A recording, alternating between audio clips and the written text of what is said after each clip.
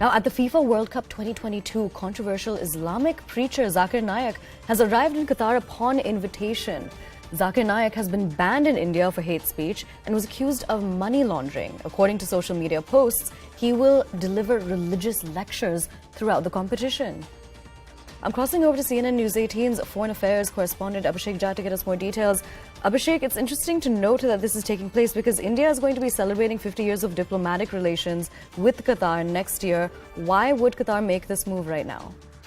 So clearly, this is something that Qatar and India will have to see how the relationship is get impacted with this invitation to this preacher Zakir Naik, who has been accused of hate speeches and money laundering in India. In fact, there is an extradition request also pending with Malaysian government, where India has sought his detention. And but now we have seen that in Qatar, the Football World Cup, there has been multiple controversial incidences in the recent days where there was initially LGBT issues where the Qatari government had to succumb to the pressure, and then also other freedom of movement and human rights violation. These were the issues that were made to look Qatar in that context. But now with the latest news that we are getting, that Zakir Naik, who is being clearly accused of hate speeches and money laundering, is a clear offender by Indian law. In the light of Indian law, is invited as a dignitary, as a guest, and he's going to preach there throughout the event.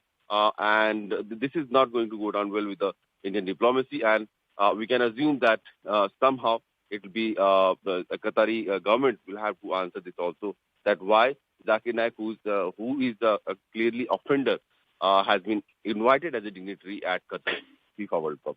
Abhishek, so essentially he's been invited to deliver religious lectures throughout the competition. Is this not strange to note that he has been asked to deliver religious lectures? Is there any precedent for this in any other previous FIFA World Cup? I think Zakir Naik, as an Islamic religious preacher, has a huge fan following base. In fact, in most of the Muslim world country, his fan base is there. He's in Pakistan. There is a huge fan base of him.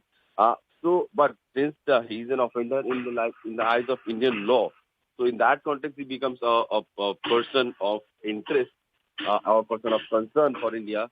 But in Malaysia also, he's been moving around and doing his activity of preaching Islam and religious sermons. So probably this is why Qatar government may have extended an invitation to him as a dignitary where he can come and preach about Islam. Zakir Naik claims to preach Islam in a more modern way, more rational way, and link the history and past of Islam with a modern lifestyle. So in a way, he's been a modern scholar, but his hate speeches, his support of suicide bombing by Islamists, and in Islamic speeches, he has also kind of supported the bombing or demolition of temples in Pakistan, because he has said that this is forbidden. So in that context, he becomes a clearly offender for the Indian people and in the eyes of Indian law. But there is still a huge fan following base, and probably this may have in a way encouraged to extend invitation as a dignitary to Zakir Naik, where he would come and preach. All right, Abhishek, thank you so much for joining us and for giving us that information. Right now,